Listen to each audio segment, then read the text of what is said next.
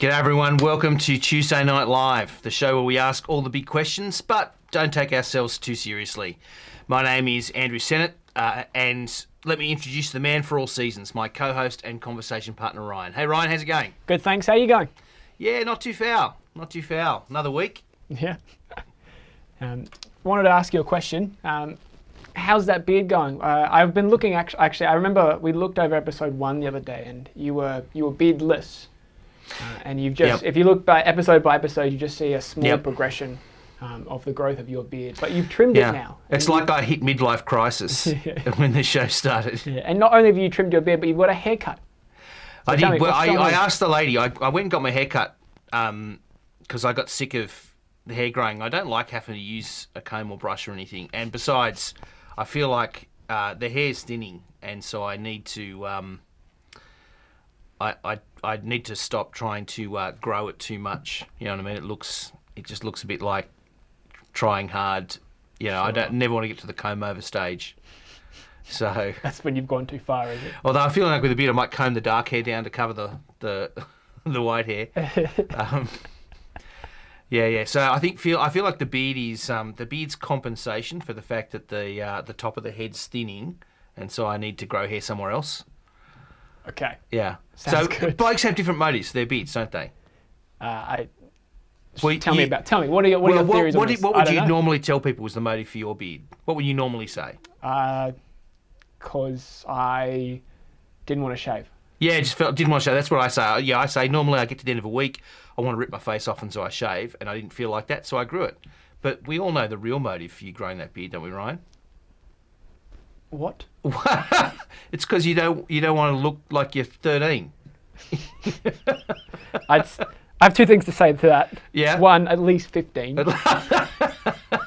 And second, the real reason that I actually started this beard was because Emily really liked it. Oh, of course, yes, a girl. That is the other underlying motivation. I don't know if you noticed, but when we started dating, that's when the beard started appearing. I had a moustache for 14 years because some dumb girl said she liked me a moustache. Dude, we've got to get a picture of that somewhere at some point. Yeah, send her in the filthy mo. Michael wants to know if you'll ever go with the bald and beard look. The bald and beard look? Oh, definitely. I think as the hair thins on top, the beard's going to grow out more and more. Is it like it'll just move its way down? Yeah, that's what I feel like. It'll migrate. The hairs are migrating down to the face. Ben wants to know when that's happening. I don't know. I'm not going to act... I feel like shaving your head, you have to... There's some haircuts for blokes that are too much like women's haircuts. They take too much effort. Dreadlocks, you know, you look at people with dreadlocks and you think, oh man, they're so cool. Those blokes are so blokey and cool. They're not. That is the most girly haircut you can get as a guy because you've got to pay attention to it all the time, every day. You've got to just fiddle with it and get it just right. Oh man, I thought my understanding was that dreadlocks just appeared. No, they don't. I thought it ended up like that because you did nothing to it. No, they take hours and hours of effort. It's like the hair that looks like it's meant to not take much time, but it does. Explicitly make your hair look like bed hair. Yeah, and I think shaving yourself bald is the same. If you go bald, that's fine, right? But if you shave your head bald, you've just got to keep doing it over and over and over again, and you've got to buy the special head bald shavy thing, and it's just too much effort. There's a whole kit, is there? Too much effort. Yeah. Although it would be cool for the show, you know, because we could get some sparkly lights and have the head just having this kind of like a mirror ball kind of look. Yeah, we could have like a disco in here. Yeah. It'd make the show fun. You got to make sure that your head's not like, you know, some people have like a really nice smooth head, but some people have it indented and it's a bit funny. Yeah. You got to make sure that you do that well. You do, and I feel like my head, there might be a whole lot of ugly under there as well. There's a whole lot of ugly not covered by the hair, so why should the other bit be any different? Increase the surface area of ugly. We need to move on. This week, our show is all about your questions. Over the past couple of months, there have been some questions we just haven't been able to get to in the mailbag segment. So this show is going to be one big mailbag segment. We're going to see how many of your questions we can get to, and we might have to do this again a little bit later in the year to just keep catching up. But So we'll see how we go with all of that. So feel free, though, to add more questions into the mailbag today. Use that hashtag mailbag, all that sort of stuff will be fine. And once again, if you're watching on YouTube, like, subscribe, whack the notification bell, share, comment, all that blah helps with the YouTube algorithm and all that sort of stuff. And if we're seeing you through the Facebook page, welcome back. And thanks for tuning in. You can send us a comment if you'd like. We'll try, if you message the page or the group, we'll try and see if we can hunt that comment down and get back to you with an answer. But enough of all that. Let's actually get into it.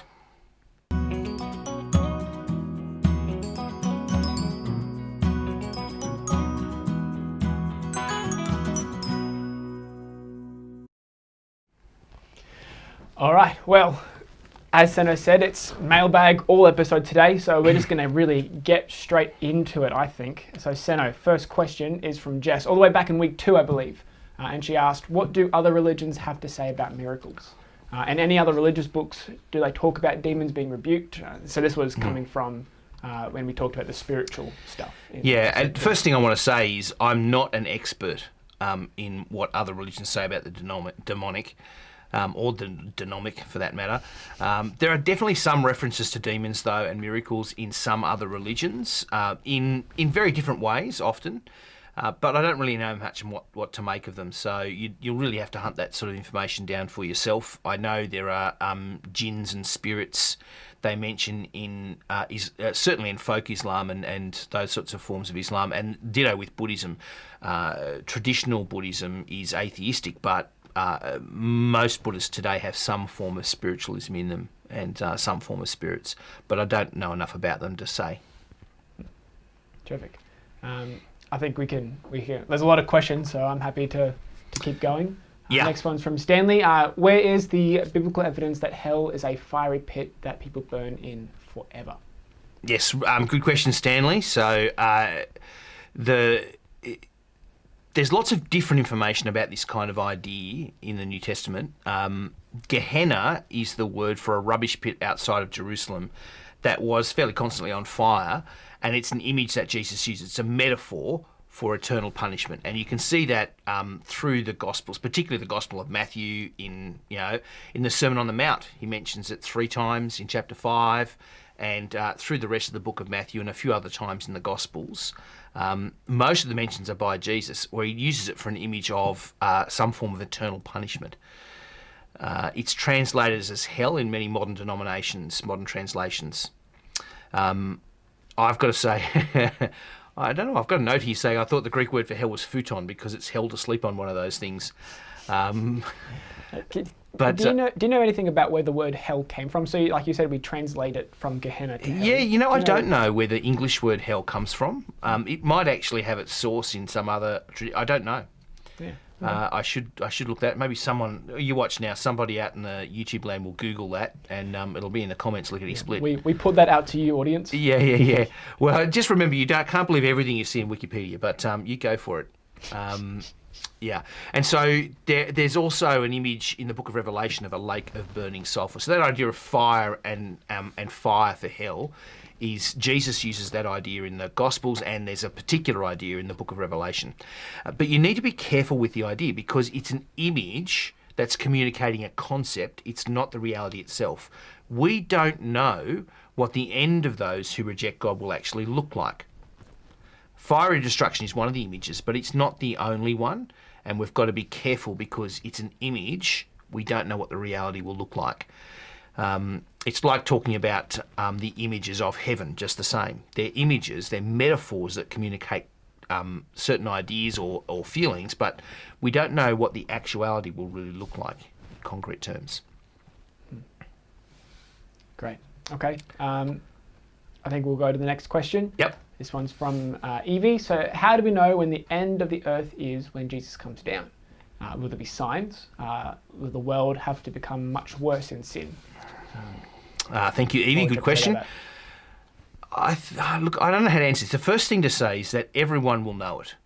Okay, it won't be ambiguous or secret or only known to a few people or a bit iffy. When Jesus returns, it will be obvious to everyone. The second thing I think I want to say is that, yes, there will be signs, but the signs are already here. So there's no sign that we're waiting to see before Jesus returns, okay? And so we're not going, well, Jesus can't return yet because this sign hasn't appeared. Every sign that's necessary to see before Jesus returns has been seen. And you can come back to me on that, but I think that in itself is fairly obvious. I think the third thing I want to say is the world cannot get any better or any worse than it is right now or than it was 2,000 years ago. Because people are no more evil now than they were in the time of Jesus or at any time before that. People are people. The only thing you may notice is that there's a bit more evil because there's a few more people in the world. You might also notice that some places in the world are really bad and other places are a lot better, but that's local and temporary. The good places may well become really bad and the bad places may become a lot better. But overall, people are people. And people are no worse now than they were back then. There's just more people. Final thing I think I'd say, Evie, is the Bible says you're not going to be able to know when Jesus will return. And so there's no use thinking, if I get the signs right, I can know the moment or I can know when. That whole stuff about people waiting at Sydney Heads for Jesus to kind of come in and pass into Sydney or whatever is just nonsense. It's silly. Jesus says his return, he will come like a thief in the night. That is, he'll come when you're not expecting. He'll come when you're not looking. And so there's no way we can know the exact moment. So, they're my four things. Yeah. So it's interesting. So something that I can take away from that is that if the signs are here, yep. Jesus could come back before the show's over. Yeah, in theory. In theory. Possibly. Everything that needs to happen for Jesus to return has happened. Happened a very long time ago. Okay. Right. Okay. Well, I think we can move to the next question then. Sure. So Evie again. So when a person dies, does their spirit still remain on earth or do they come up to Jesus? Do spirits roam the earth? Where are they? Yeah. What's going on?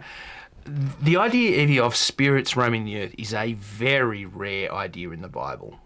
There is not much evidence for it at all.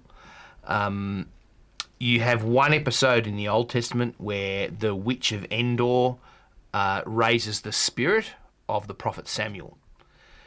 But that's really the only time you see it in the Old Testament. There is the idea of necromancy in the Gospel. So one of the things that people believed about Jesus was he was the spirit of John the Baptist raised from the dead, doing miracles for the apostles. So the disciples of Jesus were actually in control of the spirit of John the Baptist, which was Jesus, and they were doing miracles by him. And so people believed in necromancy, but it's a very rare idea and it's uncertain. So perhaps there are human ghosts. I think I would have to be agnostic on that. I don't know. The Bible doesn't speak much about it, and so I can't say definitively. The Bible teaches this or that, and I'm agnostic on it. I'm happy enough to not be definitive about it. But certainly there are spirits because there are demonic spirits. And so there is a spiritual realm and a spiritual reality, and there are spiritual powers. But should you believe every ghost story you hear? Probably not. Probably not. Definitely not the ones you see on Stranger Things. I think I have two questions I want to ask in response to that. Yeah. I've got about 10. Yeah. This is just off the top of my head. So the first one I want to talk about the concept of, in the Old Testament, the concept of Sheol. Yep. Does that play any part in this? Do spirits roam in this? I really, and once again, I don't know. The idea of Sheol is the place of the dead, isn't it? It's the place where the dead go, but it's a definite place that's different. It's not here. Yeah.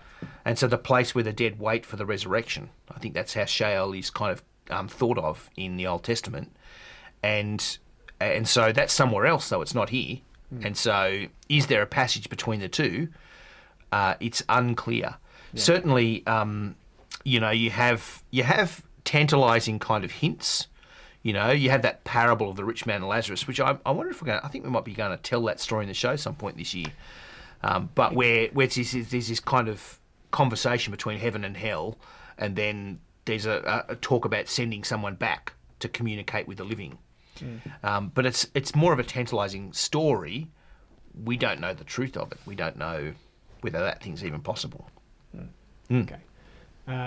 Yep. And I think my second question is, we might not have enough time to go into this, so just feel free to throw me off in this way. But when Paul talks about that we are already raised up with Jesus, in Ephesians 2. Yep. Does that plane here? Like, are we? In what sense are we? Are our spirits or whatever word you want to use is united with Jesus and with Him? Is that where our spirit is? Or like, No. You are here, body and spirit, body, soul, spirit. You are here, right here where you are, in the studio, right now. In the sense that you've been raised up with Jesus, that is in the sense that you're connected to Jesus by faith. And so because Jesus is raised, you are raised with Him. But it doesn't mean that you've been split in two like some kind of weird inverse schizophrenia, and the second part of you is dancing around unaware of the other half. No, you're here. But because you're connected to Jesus, because you trust in Him, because He's raised, you're raised. Okay. But it's not a physical thing yet. Not yet. Not yet. That will come later. Yeah. Okay. Great. Let's go to question number 5. So from Michael. So this is coming from, we're now into, I think it's episode 4, I think, where we looked at Genesis 1. So Michael wants to know if Adam and Eve were veggie. Veggie. Were Adam and Eve veggie? Were they vegetarian or vegan? Yeah. I feel like for a short and very unhappy time, they were fruitarians. From any fruit tree, from any tree in the garden you can eat. So yeah, and that's coming from chapter 1, verse, I think it's 28. Just to back that up a little bit. I have no idea. 29. Yeah, so like God says you'll have every plant yielding seed and all the face of the earth. Oh, there you go. Seed. So vegetarian. With every seed, it's in its fruit, and you shall have them for food. Yeah. Nothing about animals. So I feel like, no, perhaps I should say short and happy time. Yes, it seems at some point they were. Okay, great. Next question, and again from Michael. Why did God not create birds and fish on the same day as other animals? Why did God not create birds and fish on the same day as other animals?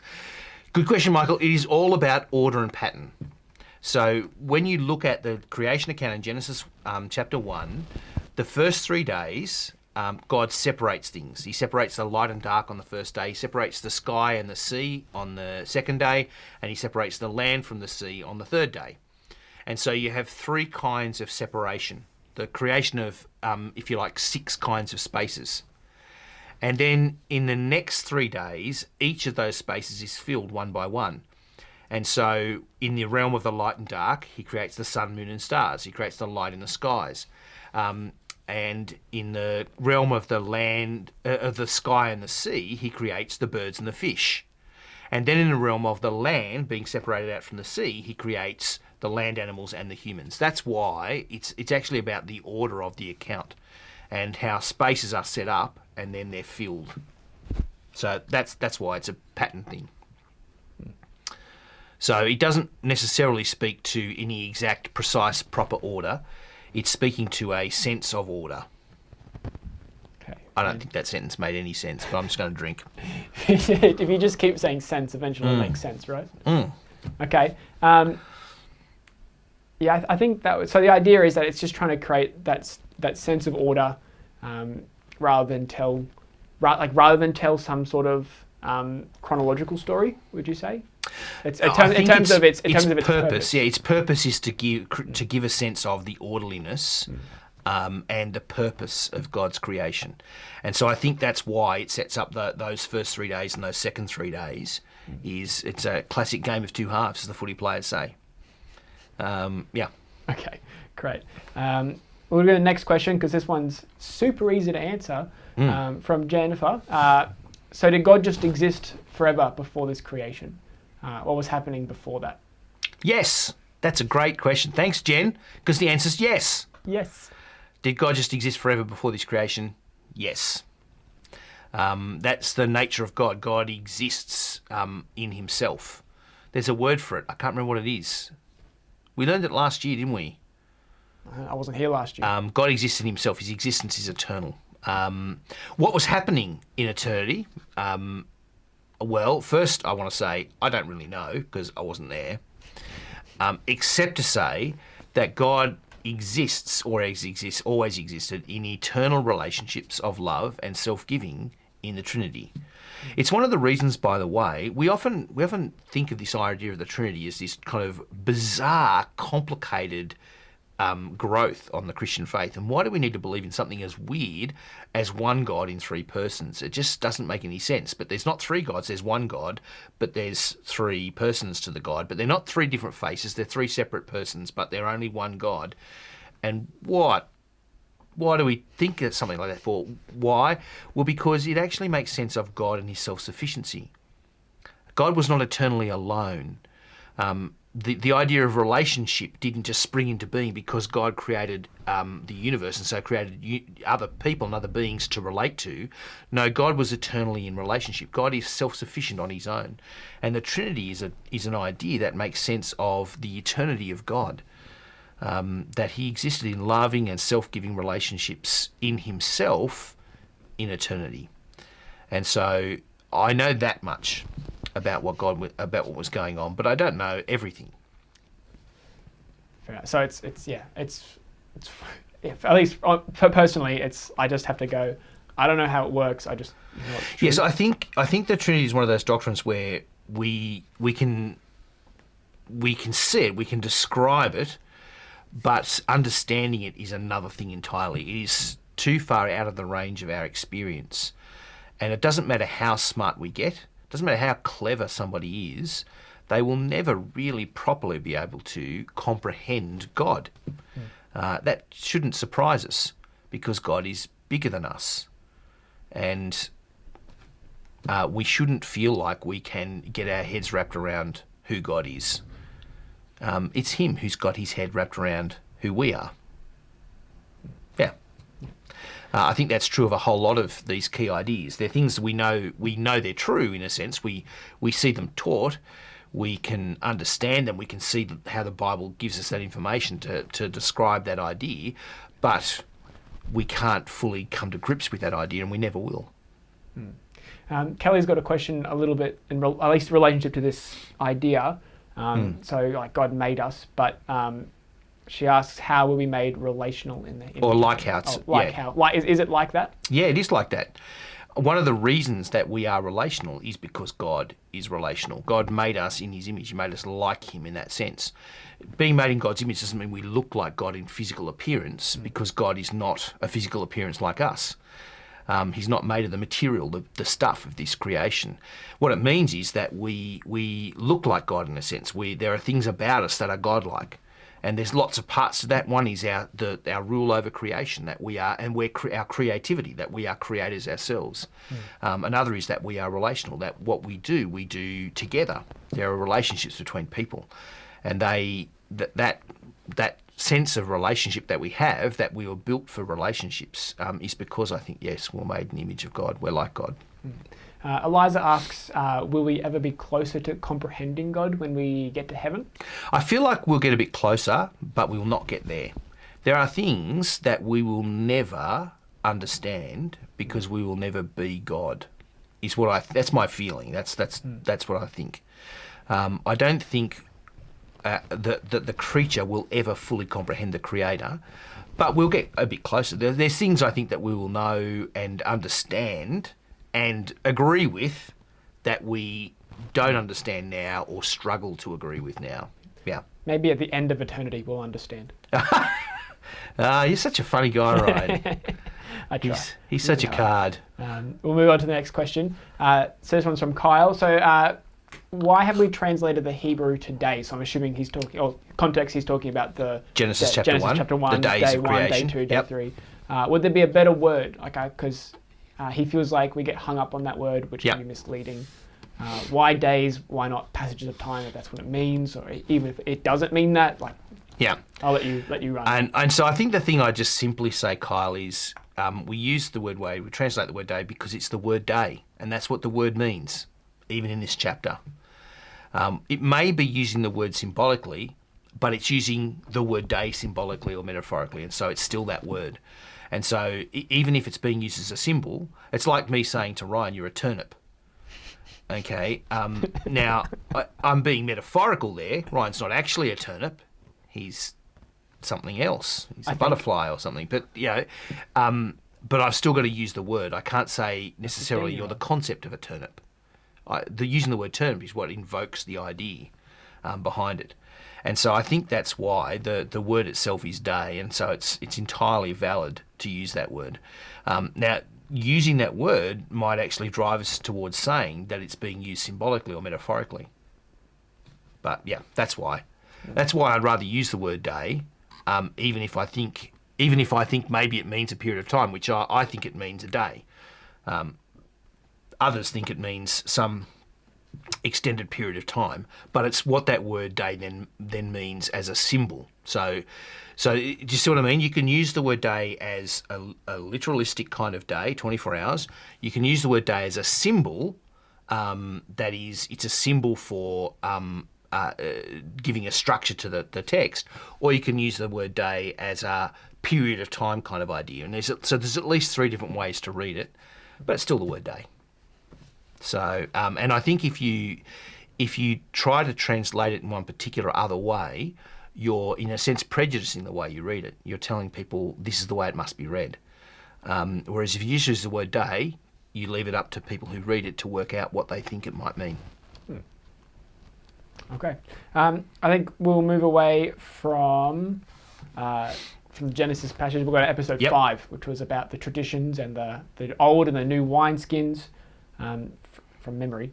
And so this is Michael's question. So how often should Christian churches do communion? So again, another tradition. Sometimes feels like it's something that has just become like just a tradition rather than and something else, I suppose. Yep. What would you say to that? Well, thank you, Michael. Let me just give some context. One of the things that Christians have done since the very beginning of the church is to share this meal. It's called different things by different churches. It's called the Mass by some, communion by others, Lord's Supper, Eucharist, perhaps some other things as well. What it is at its heart is a physical reminder of the death of Jesus, of his body and his blood that was shed for people. And in every single church, it becomes a tradition because that's how we roll as people. People are creatures of habit. And a tradition in that sense is neither good nor bad. It is just a way we do things, a pattern we get into. So just because something is a tradition doesn't make it bad in itself. We tend to fall into the trap these days of thinking everything old is bad and everything new is good. But that's actually not necessarily true. Some traditions are good traditions. The question we need to ask ourselves is, does our tradition take us away from or draw us into the story of Jesus? So a tradition that takes us away from Jesus' story might be one that puts the focus on us and not him, for instance. That makes communion all about me or about my church, but not about Jesus and what he's done for us. As for how often we should have communion, I don't have a dog in that fight. I don't particularly care. I know some churches do it every week. Other churches do it every now and then. I think I'm happy to leave that up to you, and you can argue with it about that till the cows come home. I think that's helpful. And is it helpful to remind us? Like, tell me if I'm wrong. I'm trying to remember, but that passage we looked at, Jesus wasn't saying he was getting rid of tradition. He was replacing an old tradition with a new one. He was criticising their traditions, yes, because they had actually missed the point.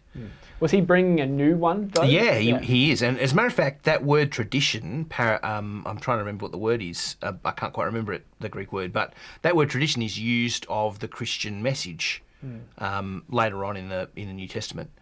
And so tradition itself is not bad necessarily. Well, it's hard or impossible for us to say that if Jesus said he was bringing his tradition in. Yeah. I feel like you can't say that. Yeah. All right. Next question is from Jess. So, are there any instances in the Bible of Pharisees coming to Christ?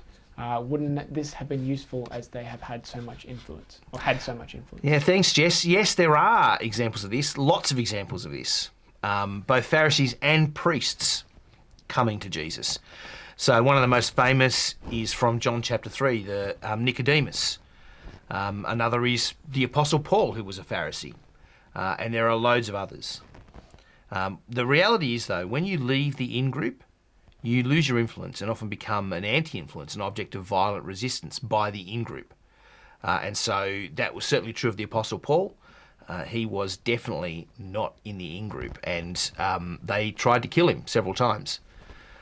So once you leave that group, you kind of lose your influence. And so you're right. I feel like it's like, if a footballer gets converted, or if a popular person becomes converted, we think, well, that'll have an influence on people, and maybe it will, maybe it won't.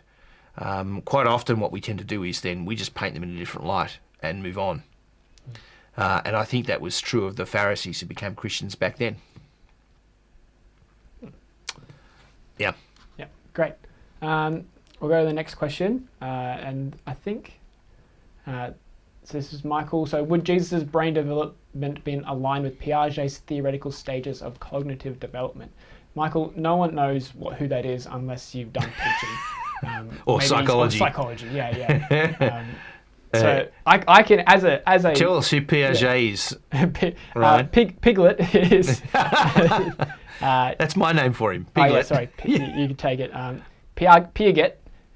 He is a psychologist. He's a dude who has a whole bunch of theories on how kids learn or how they develop over time. Yeah. And his ones are purely brain, like how the brain develops, particularly in the first 20 years of life. He has theories about what happens in the first few years or months. And blah blah blah blah blah. So to answer the way I'd answer that is, if it's true. Well, this is the thing, isn't it? Because we're always got to remember with a lot of these ideas in sort of cognitive development, they're theories, and they're largely unproven. And so, in as much as Piglet's stages reflect reality, sure, Jesus was truly human, and as a real human, he went through all the normal stages of human development, like all people do. And so, yes, in as much as those things apply, for sure, he developed like a real person. Yeah, because Piaget's theories have been really big and popular, but now he's starting to kind of... I heard that he's been on the nose. Vygotsky's really taking over, and so he's who's taking over? A guy called Vygotsky. So he doesn't do that's so much cooler name. He does socio-cognitive development. So Vygotsky's socio-cognitive development. It's also social stuff too. That sounds cooler. Yeah, we love it. The people in the pedagogical area are loving this kind of stuff right now. I'm loving the way you say pedagogical and do that. This is my area. This is what I studied. I'm feeling it. This is great. Yeah. Okay, we'll keep going though. Oh, sorry, Kelly has a question. Thank you. I thought someone had a question about when the cows come home. I like Ben's answer. When they're tired. Yeah. But Kelly asks, can babies sin, or are they too dumb for a while? Too dumb for a while. Oh, wow. That's complicated, Kelly. It's a good question. I think anybody who's been a parent knows how terribly bad children are, how evil they are from the very early days.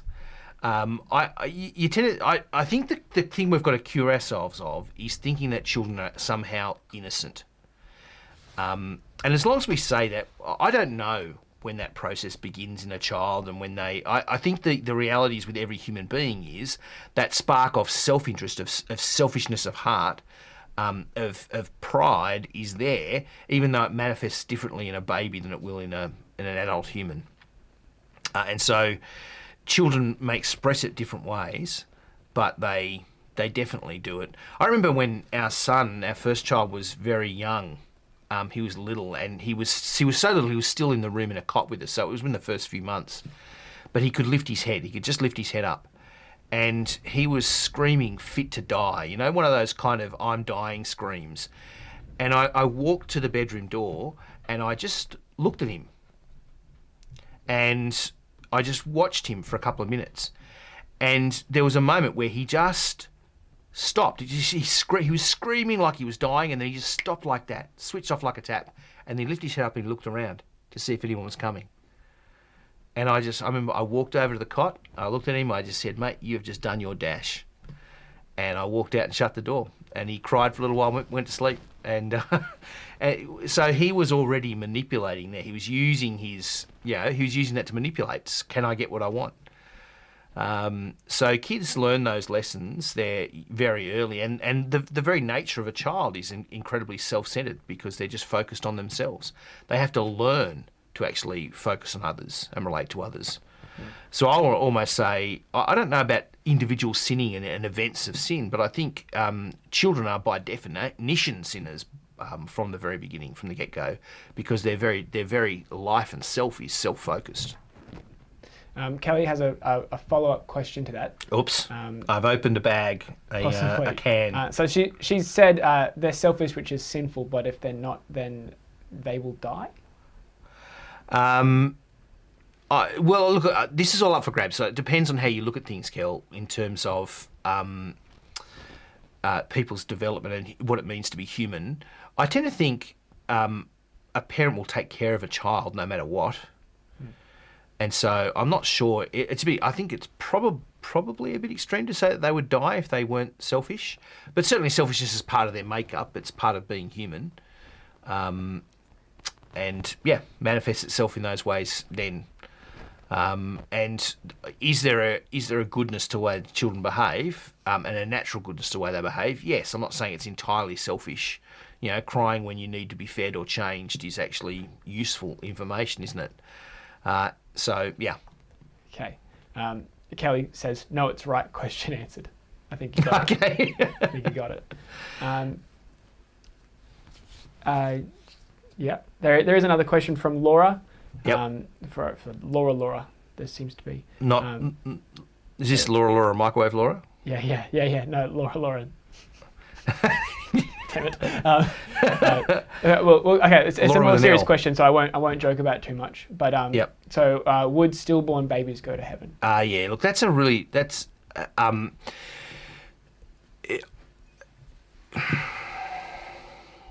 I think none of us knows what happens with children who are aborted and die in the womb, and with children who are born dead. We don't know.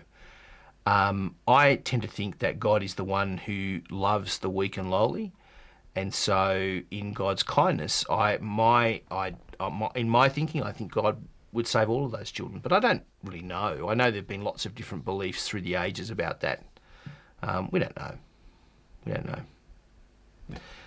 But I tend to think that because of the character of God, because of what we know about God, that those babies would be with him. Yeah, it's a good question. It's just a hard one. Yeah. I can appreciate that. Yeah. Do we need a break? I think we might need a break. Kit Kat? Yeah. I think we might have our toilet break today. And what is it today, Sino? It's a bunch of memes, isn't it? Yes, I don't always. It's a particular kind of meme. Yeah. All right. Well, let's get it going, shall we?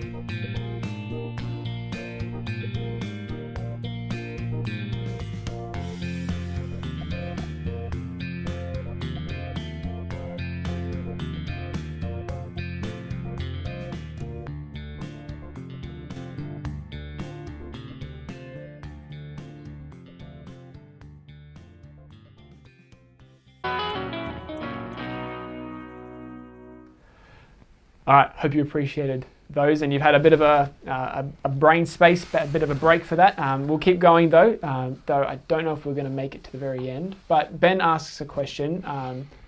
Someone asked me today, why does there have to be a sacrifice?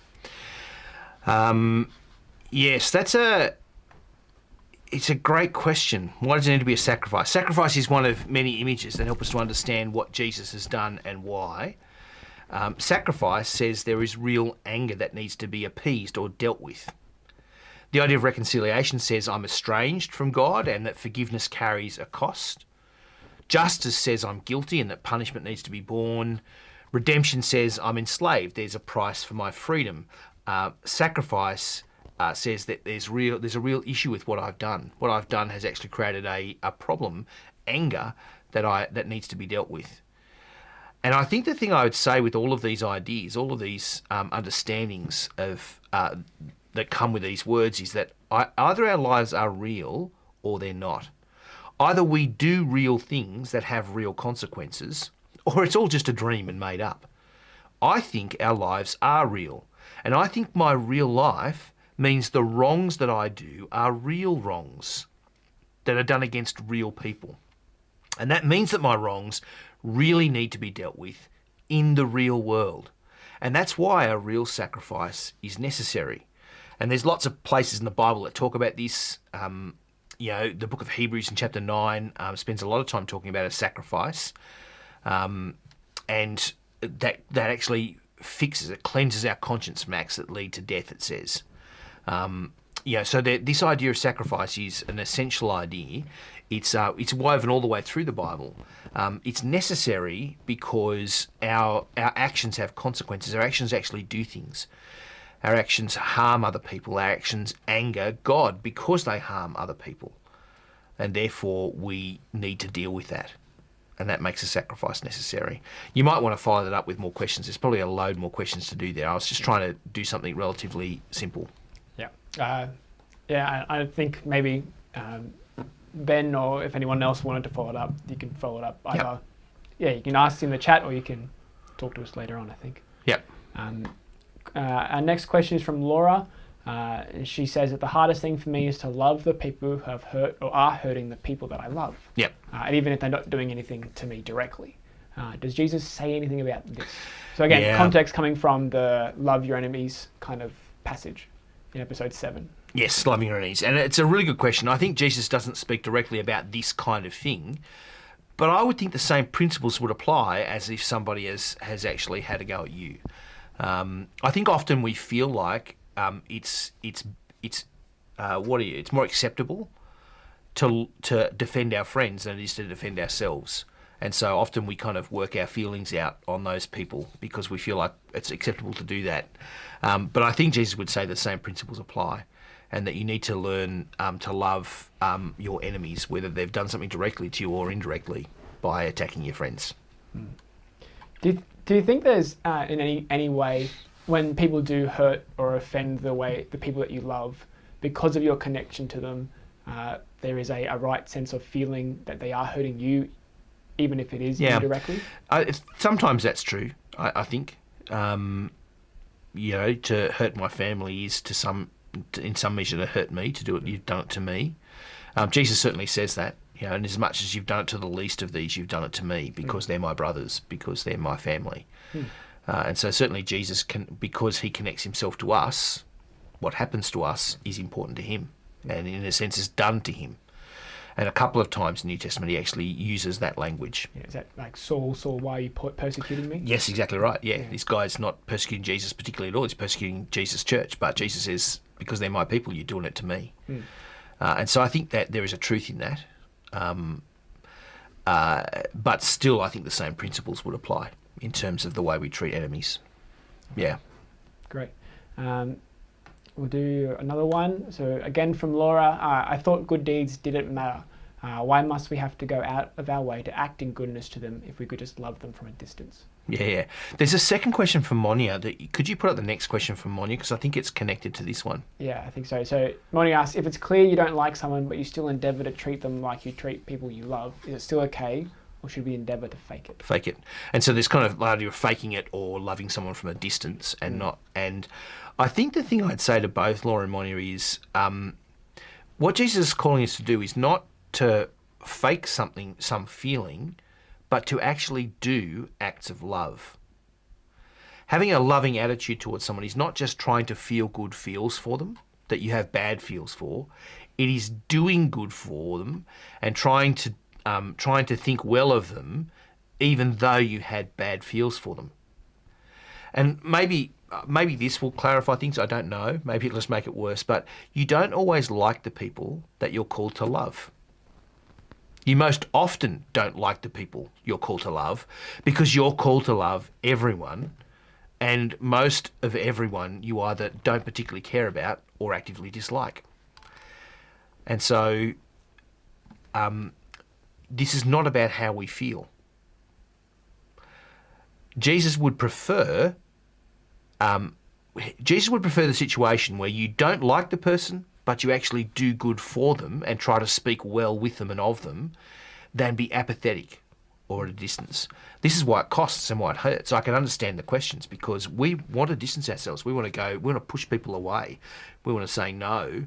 But this is the costliness of what Jesus is calling us to do. And when we talked about this the other week, I talked about how impossible this was, how crazy it was, and how much we don't like what Jesus says. Because he says we need to actually entangle ourselves with these people and do good for them and speak well of them, even though we feel bad feels for them. We don't like them. He doesn't want us to be apathetic with respect to people or just kind of love them from a distance. He actually wants us to engage in loving these people, which is much harder, much more challenging. Yeah. The command is not to make your enemies your friends per se, but to love your enemies. Love your enemies, yeah. Yeah. The emphasis that they're still your enemies in a sense. Yeah. How would you tackle the first part of Laura's question where it says, I thought that good deeds didn't matter? Look, no, good deeds definitely do matter, but they're not what you're, in the end, you're measured by. But good deeds are things that come out of trusting Jesus. And so the connection is that you don't do good deeds in order to make God like you. You do good deeds because God does like you, because you're part of God's family.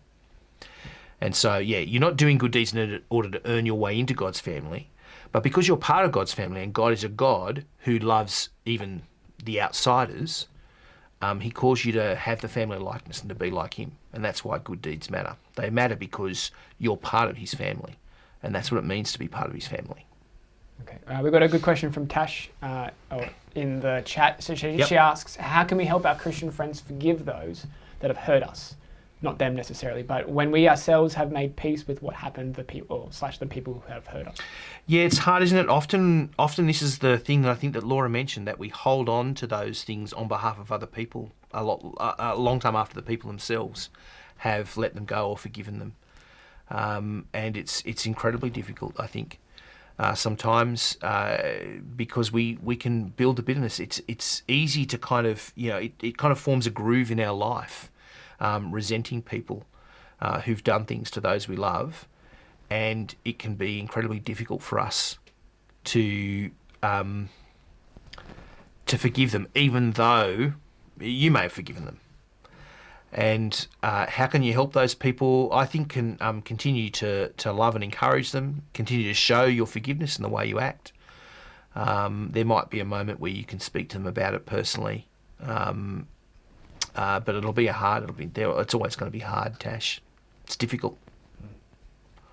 I think there are a lot more questions, and even just based on this conversation right now. Yeah. But I think we're running out of time. Yes, I feel like we started something there that we perhaps need to go on with another point. But so we will come back around to this. We've got so many more questions, don't we, Ryan? Yeah. Not just about this conversation either. No. So loads more questions that we want to cover.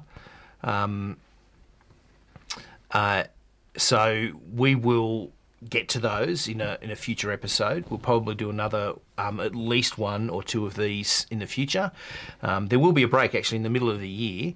We're going to take a bit of a hiatus from the show for a few weeks over the middle of the year, and so what we might do is actually put together some of these questions and put a couple of shows out of questions in that hiatus period. But anyway, for now, we're glad you joined us tonight. Please remember to do all those YouTubey things of clicking and sharing and all that sort of stuff. It does really help make a difference with the algorithm of YouTube and getting this show out there.